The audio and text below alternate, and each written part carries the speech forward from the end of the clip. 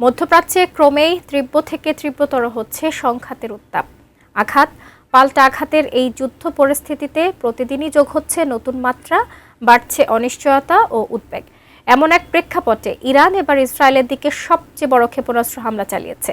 কিন্তু কোন ক্ষেপণাস্ত্র দিয়ে ইরান এই হামলা চালিয়েছে, এ নিয়ে বিস্তারিত থাকছে ফারিন রহমান প্রীতির প্রতিবেদনে। মধ্যপ্রাচ্যে চলমান যুদ্ধ ক্রমেই ভয়াবহ ও জটিল রূপ নিচ্ছে। প্রতিদিনই বিস্ফোরণের শব্দে কেঁপে উঠছে অঞ্চলটি, আর অনিশ্চয়তার ছায়া ছড়িয়ে পড়ছে বিশ্বজুড়ে।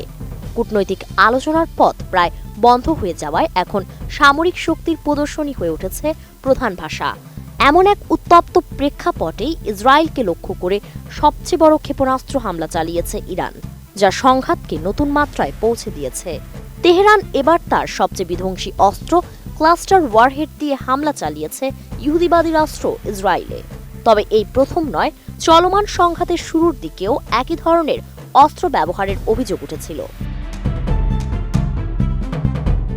আন্তর্জাতিক বিভিন্ন গণমাধ্যমের প্রতিবেদনে বলা হয়েছে, বুধবার তেহরান থেকে ছোড়া প্রায় 10টি শক্তিশালী ব্যালিস্টিক ক্ষেপণাস্ত্র ইসরায়েলের কেন্দ্রীয় অঞ্চলের দিকে নিক্ষেপ করা হয়। ক্ষেপণাস্ত্র শনাক্ত হওয়ার সঙ্গে সঙ্গেই তেল আবিব, শেফেলা ও আশেপাশের এলাকায় বেজে ওঠে সতর্কতামূলক সাইরেন। মুহূর্তেই আতঙ্ক ছড়িয়ে পড়ে জনমনে। বাসিন্দারা ছুটে যান আশ্রয় কেন্দ্রে, আর আকাশ কাঁপানো বিস্ফোরণের শব্দে প্রকম্পিত হয়ে ওঠে পুরো এলাকা। কোয়ালিটি সম্পন্ন আন্তর্জাতিক মানের still bar CSRM, committed for better still. Israeli গণমাধ্যমের খবরে বলা হয়েছে, কয়েকটি ক্ষেপণাস্ত্র ও তার ধ্বংসাবশেষ বিভিন্ন স্থানে আঘাত হেনেছে, যার ফলে কিছু এলাকায় ক্ষয়ক্ষতির আশঙ্কা দেখা দিয়েছে। উদ্ধারকারী দলগুলো দ্রুত ঘটনাস্থলে পৌঁছে কাজ শুরু করেছে। তবে সবচেয়ে বেশি উদ্বেগ তৈরি করেছে ক্লাস্টার ওয়ারহেড ব্যবহারের অভিযোগ। ক্লাস্টার ওয়ারহেড এমন এক ধরনের অস্ত্র যা আকাশে বিস্ফোরিত হয়ে অসংখ্য ছোট বোমায় বিভক্ত হয়ে বিস্তৃত এলাকায় ছড়িয়ে পড়ে। এর ফলে একসঙ্গে বহু স্থানে ক্ষয়ক্ষতি হয়। বিশ্লেষকদের মতে এই হামলা শুধু একটি সামরিক জবাব নয়, বরং একটি কৌশলগত বার্তা। কারণ গত 28শে ফেব্রুয়ারি থেকে যুক্তরাষ্ট্র ও ইসরায়েল যৌথভাবে ইরানের বিভিন্ন সামরিক স্থাপনা লক্ষ্য করে বিমান হামলা চালিয়ে আসছে।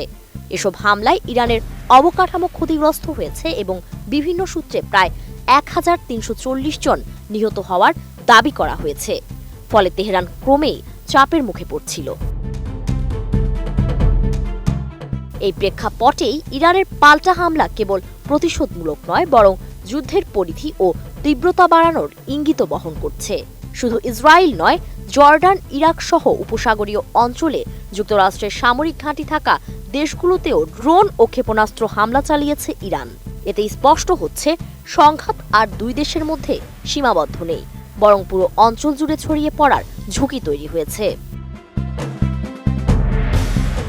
ফারিন রহমান প্রীতি, এটিএন নিউজ।